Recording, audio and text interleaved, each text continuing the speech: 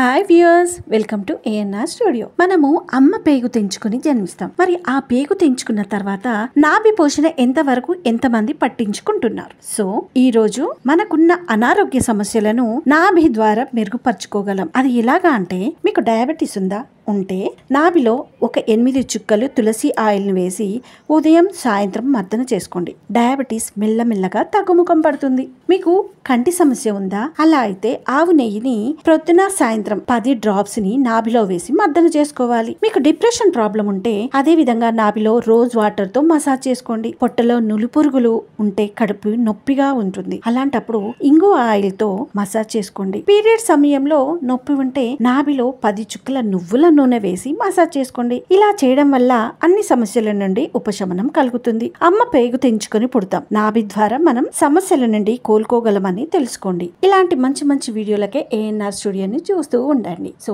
Subscribe చేసుకోని వాళ్ళు వెంటనే సబ్స్క్రైబ్ చేయండి. లైక్ చేయండి, షేర్ చేయండి, సబ్స్క్రైబ్ చేసుకోండి. Thank you for watching.